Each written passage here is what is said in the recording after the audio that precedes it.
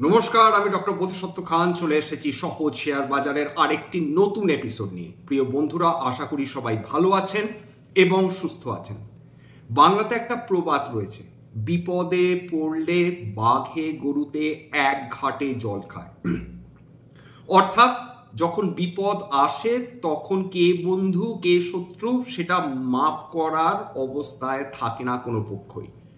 বর্তমানে অর্থাৎ আজকের দিনে সেই ঘটনাটি বা সেই প্রবাদটি আরেকবার প্রমাণিত হলো।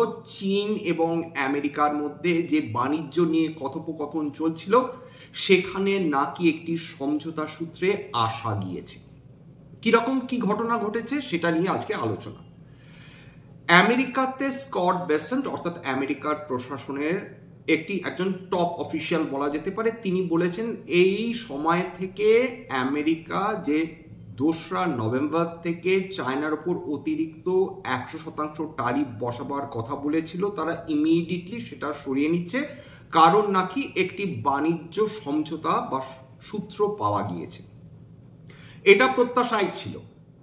ট্রাম্প বুঝতে পেরেছিলেন যে এই ঘটনা আর এগোনো যাবে না, সেটা ইঙ্গিত তিনি অনেকদিন আগেই দিয়ে দিয়েছিলেন। তিনি বলেছিলেন যে তিনি যে 100% অতিরিক্ত ট্যারিফ বসাতে চলেছেন সেটা টেনেবল না, সেটা বেশি দিন রাখা যাবে না। সেই আজকের ঘটনা সেটাই প্রমাণ করলো। আমেরিকা বিপদে পড়েছিল কিভাবে জানেন? আমেরিকান চাষিরা তারা সয়াবিন এবং ভুট্টা বিপুল পরিমাণ ফলিয়ে থাকে এবং চীন কত লক্ষ কোটি টাকার এই ভুট্টা এবং সয়াবিন আমেরিকার কাছ থেকে কেনে জানেন? $12 বিলিয়ন ইম্পোর্ট করে চীন সয়াবিন এবং ভুট্টা, অর্থাৎ 1 লক্ষ কোটি টাকা, 1 লক্ষ কোটি টাকার বেশি আমদানি কেবলমাত্র এই ধরনের খাদ্য সামগ্রী আমদানি করে আমেরিকা থেকে চীনে। চীন যখন দেখলো যে আমেরিকাকে বাগে আনা যাচ্ছে না বা আমেরিকা বেশি বাড়াবাড়ি শুরু করেছে, তারা সিম্পলি যেটা করলো, তারা আমেরিকা থেকে ভুট্টা এবং সয়াবিন আমদানি করা পুরোপুরি বন্ধ করে দিল। শুধু তাই নয়, তারা এই যে বন্ধ করলো এর ফলে আমেরিকার চাষিরা এমন বিপদে পড়লেন সেটা আর কহতব্য নয়। 1 লক্ষ কোটি টাকার উপর খাদ্য সামগ্রী যদি কোথাও এক্সপোর্ট বন্ধ হয়ে যায় তাহলে কল্পনা করতে পারছেন সেই দেশের চাষিদের কি দুরবস্থা হতে পারে। এইবার চীন বলল যে আমেরিকাকে যখন বাগে পাওয়া গিয়েছে তখন আর একটু দড়িটাকে কষা যাক। কি করলো? তারা বিশ্ববাসী বিশ্ব জুড়ে বিভিন্ন দেশকে তারা বলল আমরা এই সময় থেকে আর রেয়ার আর্থ ম্যাগনেটস বা রেয়ার আর্থ এলিমেন্টস এক্সপোর্ট করব না। শুধু এক্সপোর্ট করবো না তা নয়, তোমরা যদি রেয়ার আর্থ এলিমেন্টস যে ক্ষেত্রেই ব্যবহার করো, সেটা সেমিকন্ডাক্টর তৈরিতে ব্যবহার করো কি মোবাইলে ব্যবহার করো কি মিসাইলে ব্যবহার করো, আমাদের দেখার দরকার নেই। কিন্তু একটা জিনিস মাথায় রাখতে হবে, এই যে এক্সপোর্টসগুলো এইগুলো কোনোভাবেই যেন আমেরিকাতে না পৌঁছায়, এর জন্য লিখিত দিতে হবে। এর মধ্যে ভারতবর্ষও ছিল এবং ভারতবর্ষকে বললো তোমাদের রেয়ার আর্থ এলিমেন্টস বা রেয়ার আর্থ ম্যাগনেট দিতে আমাদের কোনো আপত্তি নেই, একটাই শর্ত, আমেরিকাতে তোমাদের যদি যে রেয়ার আর্থ এলিমেন্টস নিয়ে তোমরা যে পণ্য তৈরি করবে আমেরিকাতে সেটা যেন কোনোভাবেই না যায়। ভারতবর্ষ সানন্দে রাজি। কেনই বা আমেরিকা অন্যদিকে এরাম করে ভারতবর্ষকে বিপর্যস্ত করছে 50% ট্যারিফ বসিয়ে? আমাদের জেমস অ্যান্ড জুয়েলারি সেক্টর মারাত্মকভাবে ক্ষতিগ্রস্ত হচ্ছে, আমাদের টেক্সটাইল সেক্টর মারাত্মকভাবে ক্ষতিগ্রস্ত হচ্ছে, আমাদের যে সামুদ্রিক যে খাদ্য রয়েছে সেটা ক্ষতিগ্রস্ত হচ্ছে, আমাদের যে পেট্রোলিয়াম এক্সপোর্টস হতো, ইলেকট্রিক্যাল এবং ইলেকট্রনিক্স গুডস যেগুলো এক্সপোর্ট হতো, এবং যে সোলার প্যানেলস যেটা আমেরিকাতে এক্সপোর্ট হতো, সেটার উপরও আমেরিকার তারা নিজেদের দাদাগিরি দেখাতে শুরু করলো। তারা বললো যে এই সোলার প্যানেলগুলো থেকে আমাদের বা মডেলসগুলোতে আমাদের আগে দেখতে হবে তোমরা চায়না থেকে কোনো মেটেরিয়াল আমদানি করেছো কি যেগুলো এই সোলার মডেলস বা সোলার প্যানেল ব্যবহার করা হচ্ছে, তাহলে আমরা তোমাদের কাছ থেকে নেব না। চীনও ওই একই অস্ত্র ব্যবহার করলো। এইবার মনে রাখতে হবে এই যে রেয়ার আর্থ এলিমেন্টস রয়েছে, এই রেয়ার আর্থ এলিমেন্টস এয়ারপ্লেন থেকে ডিফেন্স ইকুইপমেন্টস সেমিকন্ডাক্টরস তো বটেই, সেই সমস্ত কিছুতে যদি ব্যবহার করা হয় এবং আমেরিকা তার কাছে খুব বেশি রেয়ার আর্থ এলিমেন্টস তারা প্রডিউস করে না। রেয়ার আর্থ এলিমেন্টস গোটা বিশ্ব ছড়িয়ে রয়েছে কিন্তু সেটা একই জায়গায় কনসেন্ট্রেটেড ফর্মে নেই। কপারের থেকে অনেক বেশি রয়েছে, সেটা আপনারা জানেন, এর আগেও আলোচনা করেছি। কিন্তু কপার কনসেন্ট্রেটেড ভাবে খনি থেকে উত্তোলন করা সম্ভব, সেটা রেয়ার আর্থ এলিমেন্টস, টনকে টন মাটি সেটাকে রিফাইন করে যেটুকু রেয়ার আর্থ এলিমেন্টস আসবে সেটা মানে লিটারালি এতটাই কম যে সেটা কপারের সঙ্গে কম্পেয়ারেবল নয়। এবং আমেরিকা বছরের পর বছরের যে বদ অভ্যাস, তারা কিছুই প্রডিউস করবে না, তারা কেবল কনজিউম করবে। এর ফলে যেটা দাঁড়িয়েছে যে খুব স্বাভাবিকভাবে তারা চায়নার উপর মারাত্মকভাবে ডিপেন্ডেন্ট হয়ে গেছিল। এবার রেয়ার আর্থ ম্যাগনেটস না পেলে না ইলেকট্রিক গাড়ি তৈরি করা যাবে, না ইলেকট্রিক ব্যাটারিজ তৈরি করা সম্ভব হবে, এবং অন্যান্য যেগুলো বললাম ডিফেন্স ইকুইপমেন্ট, সেগুলো তো বটেই। আজকের এই যে একটা সমঝোতা সূত্রের কথা বলা হলো, এর ফলে গোটা এশীয় বাজারগুলো দেখুন প্রত্যেকে 1 থেকে 2% বেশি উত্থান দেখে ফেললো। কেন? কারণ এইবার আশা করা যাচ্ছে কেবল ট্রাম্পকে তো বিশ্বাস নেই, আশা করা যাচ্ছে যে হয়তো বিশ্ব জুড়ে যে বাণিজ্য যুদ্ধ শুরু হয়েছিল সেটা কিছু মানে কিয়দংশে হয়তো কম হলেও হতে পারে। অর্থাৎ চীন এবং আমেরিকা যদি বাণিজ্যিক একটা চুক্তি তারা সম্পন্ন করতে পারে, সেটা গোটা বিশ্ববাসীর জন্য লাভ।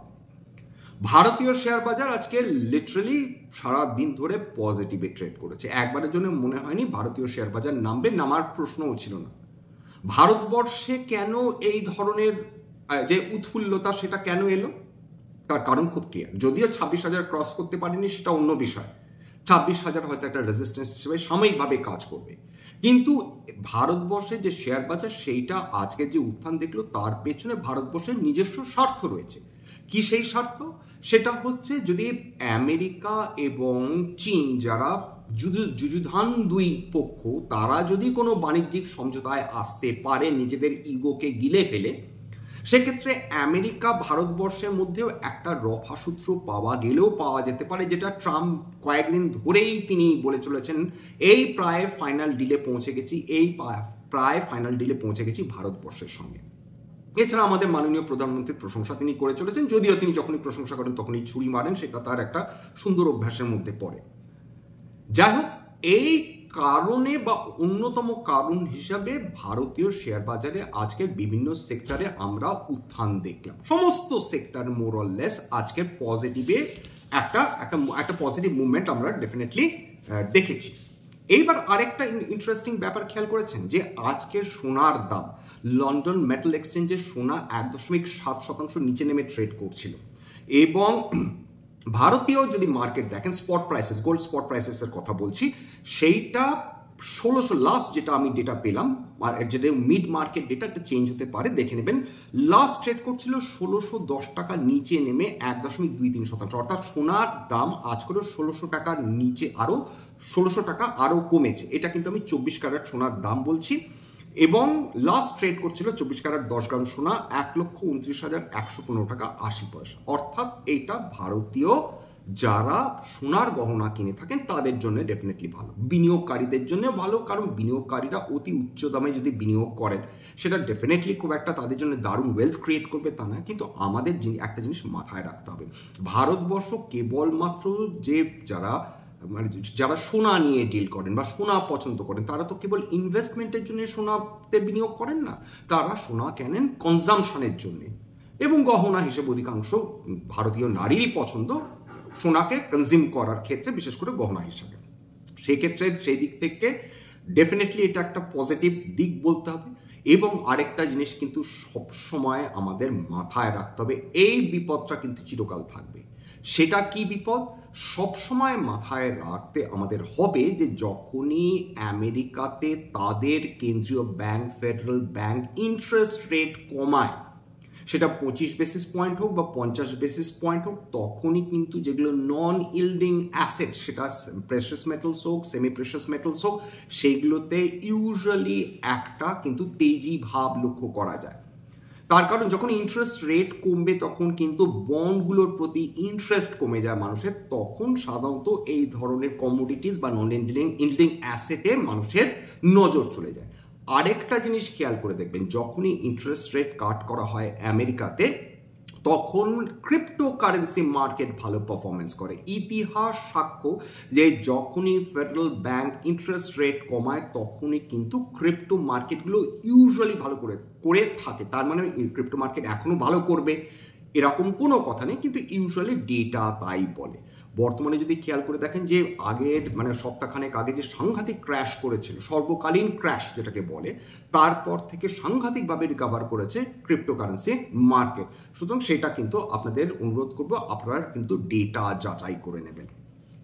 এইবার চলে আসি হচ্ছে বিভিন্ন যে আজকের যদি মার্কেটটা দেখেন সেখানে বিভিন্ন যদি আমরা ইন্ডাইসেসগুলো দেখি, নিফটি 50 লাস্ট ট্রেড করছিল 167 পয়েন্ট উপরে 0.65%, সেন্সেক্সও তাই প্রায় 550 পয়েন্ট উত্থান নিয়ে কাজ করছিল 0.65% উত্থান নিয়ে। নিফটি ব্যাংকও তাই প্রায় 0.63%। এছাড়া নিফটি আইটি বলুন, স্মল ক্যাপ বলুন, মিড ক্যাপ বলুন, নিফটি অটো বলুন, এগুলো সবই পজিটিভ টেরিটরিতে ট্রেড করেছে। সবচেয়ে বেশি উত্থান দেখেছে বিএসসি মেটালস, এখানে 1.14% উত্থান এসেছে।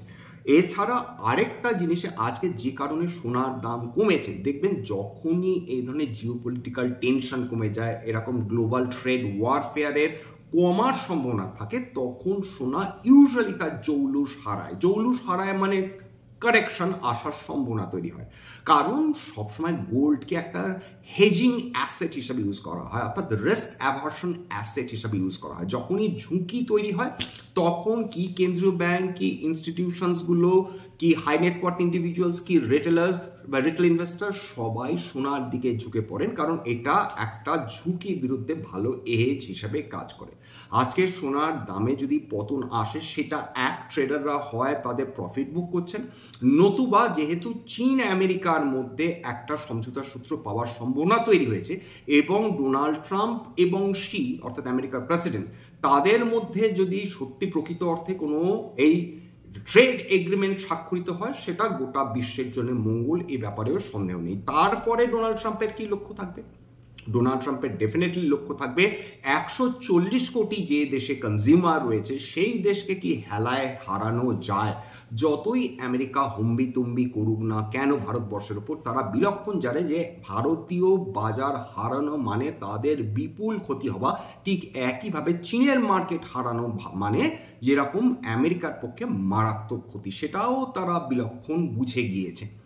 এখন বিশ্ব এমন হয়ে গিয়েছে না, কোনো দেশ কোনো দেশের সঙ্গে একতরফা শত্রুতা করতে পারবে না। প্রত্যেকটা দেশ, ভারতবর্ষ চীনের ওপর নির্ভরশীল, চীন ভারতবর্ষের উপর নির্ভরশীল, ভারতবর্ষ আমেরিকার উপর নির্ভরশীল, আমেরিকা ভারতবর্ষের উপর নির্ভরশীল, অর্থাৎ আমেরিকা চীনের উপর নির্ভরশীল। এরকম কিন্তু প্রত্যেকটা দেশ, তার মধ্যে রাশিয়া রয়েছে, ইউক্রেন রয়েছে, ইউরোপের সমস্ত দেশ রয়েছে, ল্যাটিন আমেরিকার দেশ রয়েছে, প্রত্যেকে।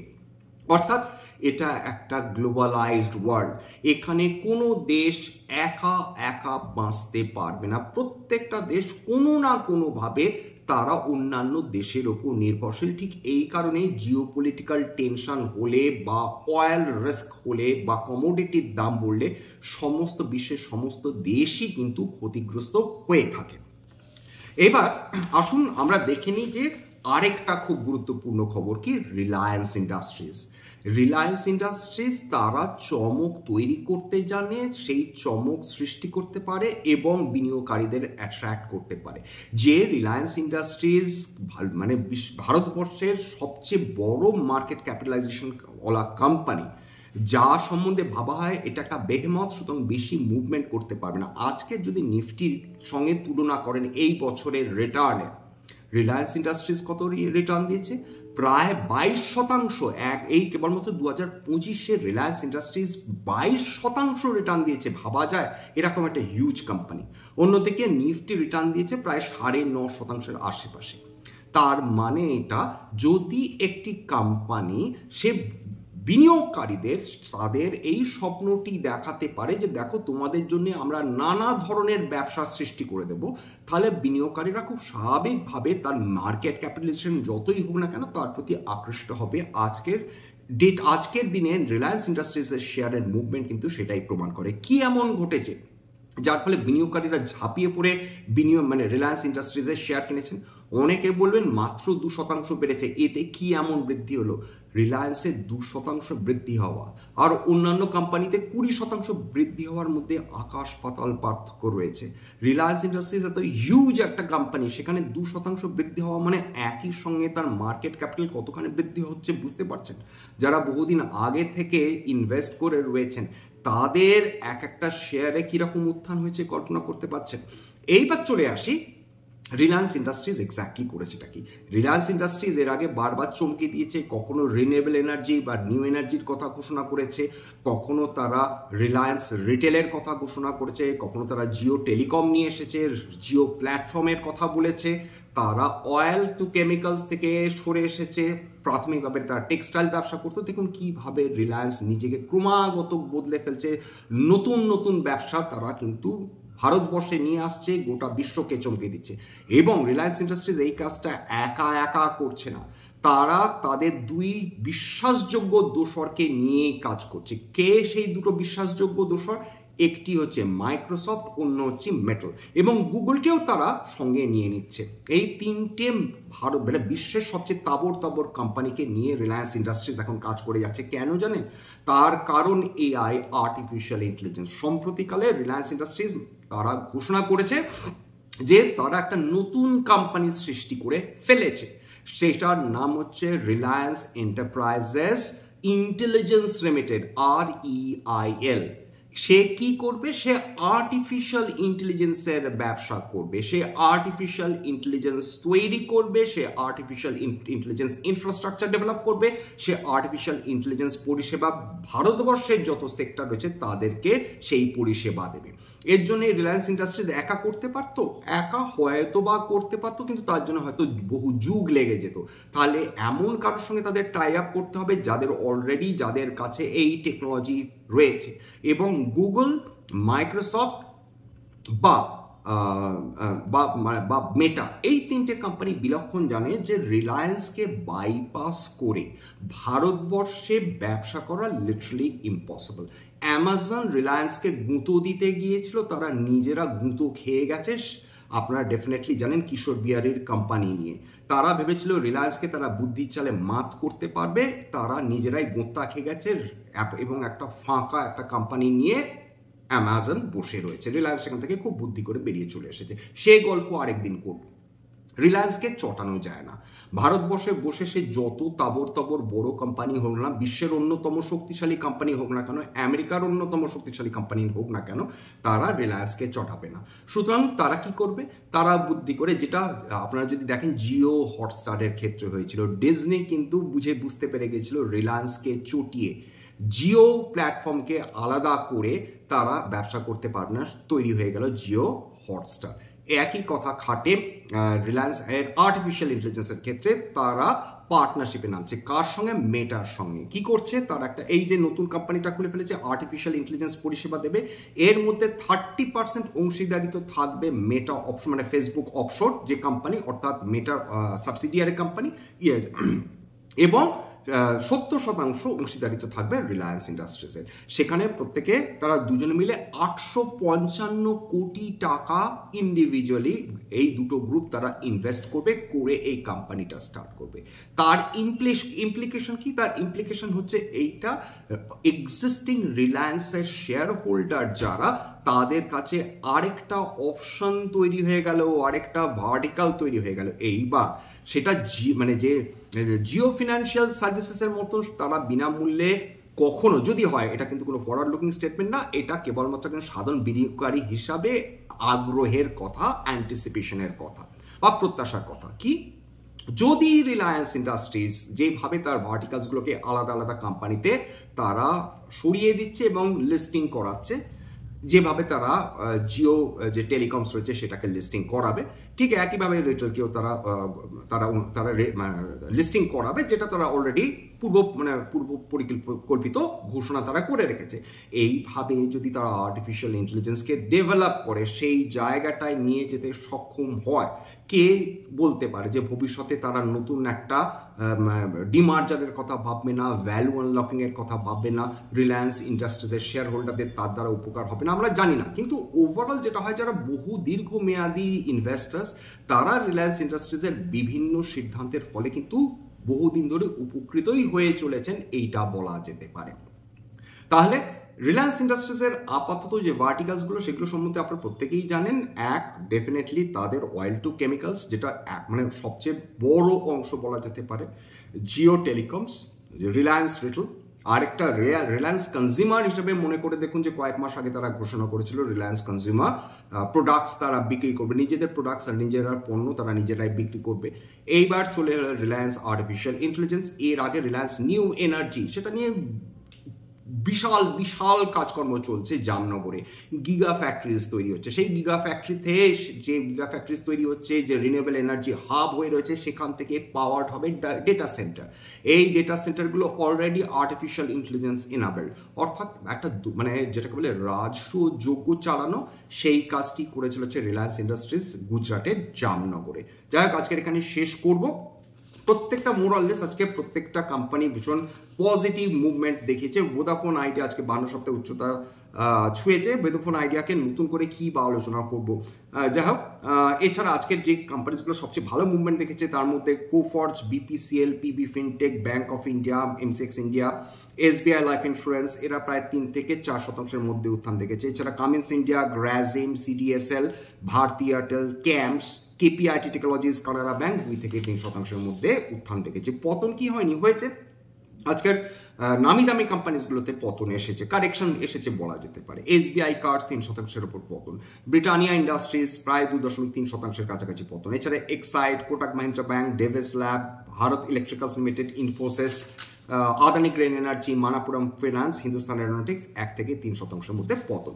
52 সপ্তাহের উচ্চতা কয়েকটা বলিনি, আদিত্য বিড়লা ক্যাপিটাল, অ্যাম্বার এন্টারপ্রাইজেস, ব্যাংক অফ ইন্ডিয়া, ভারতী এয়ারটেল, চোলা ইনভেস্টমেন্ট, সিটি ইউনিয়ন ব্যাংক, ক্রেডিট অ্যাক্সিস। কেমন খেয়াল করে দেখেছেন সমস্ত ফিনান্সিয়াল এবং non banking financial companies, micro finance কোম্পানিজগুলোতে আজকে দুর্দান্ত মুভমেন্ট হয়েছে। 52 সপ্তাহের উচ্চতা। কামিন্স ইন্ডিয়া, গ্রাজেম, হিন্দালকো, আইএফবি অ্যাগ্রো, এছাড়া করুর ভেসা ব্যাংক, লরস ল্যাবস, মতিলাল অসওয়াল, কিছু ক্যাপিটাল মার্কেট স্টকসও রয়েছে। সম্মান ক্যাপিটাল, স্টেট ব্যাংক অফ ইন্ডিয়া, এসবিআই লাইফ ইন্স্যুরেন্স, টাটা স্টিল, উজ্জীবন স্মল ফিন্যান্স ব্যাংক, ওয়ারি রিনিউয়েবলস প্রভৃতি এরা 52 সপ্তাহের উচ্চতা কিন্তু আজকে ছুঁয়ে গেছে। এখানে শেষ করছি। স্ট্যান্ডার্ড ডিসক্লোজার, যে কোম্পানিজগুলো নিয়ে আলোচনা করলাম হতে পারে তার মধ্যে কয়েকটা কোম্পানিতে, অর্থাৎ 52 উইকস হাই বলুন বা রিলায়েন্স ইন্ডাস্ট্রিজ, যাই যেগুলোই আলোচনা করে থাকি না কেন, এর মধ্যে কিছু কোম্পানিতে আমার বা আমার পরিবারের ভেস্টেড ইন্টারেস্ট থাকলেও থাকতে পারে। ভবিষ্যতে আমরা যদি নতুন করে কিনি বা বিনিয়োগ করি, আগাম বিজ্ঞপ্তি দিয়ে কিনতে বা বিক্রি করতে পারবো না। স্ট্যান্ডার্ড ডিসক্লেমার, এটা কেবলমাত্র একটা এডুকেশনাল চ্যানেল বাঙালি বিনিয়োগকারীদের ইনভেস্টার অ্যাওয়ারনেস বৃদ্ধির জন্য। এখানে কোনো ধরনের কোনো শেয়ারের বাই সেল রিকমেন্ডেশন, সাজেশন বা অ্যাডভাইস দেওয়া হয় না। যে কোম্পানিগুলোর নাম বললাম কেবলমাত্র উদাহরণ হিসাবে, আমার কথা শুনে যদি কোনো শেয়ারে বাই সেল সিদ্ধান্ত নেন ক্ষতির মুখোমুখি হতে পারেন। সুতরাং সবসময় একজন সেবি রেজিস্টার্ড ইনভেস্টমেন্ট অ্যাডভাইসারের পরামর্শ নেওয়ার চেষ্টা করবেন বা নিজের ডিউ ডিলিজেন্স করবেন। আজকের জন্য নমস্কার। এবং সবশেষে যেটা বলতে ভুলে যাচ্ছি, প্লিজ যদি সত্যি মনে হয় এই ধরনের এপিসোড আমাদের বাঙালি ভাই বোনদের জীবনে একটুখানি ভ্যালু অ্যাড করতে পেরেছে, প্লিজ একটা লাইক দেবেন, প্লিজ সাবস্ক্রাইব না করে যাবেন না। এবং যদি সত্যি মনে হয় তাদের জীবনে ভ্যালু অ্যাড হচ্ছে, প্লিজ নিজের গ্রুপে শেয়ার করে দেবেন, যাতে বহু বাঙালি বিনিয়োগকারীর কাছে পৌঁছে যায়। এবং দেখবেন যে চ্যানেলের ঠিক নিচে একটা প্রমোশন বলে একটা বাটন আছে, যদি সম্ভব হয় প্লিজ সেটা একটা মানে সেই প্রমোট করে দেবেন, যাতে বহু মানুষের কাছে এটা পৌঁছে যায়। নমস্কার।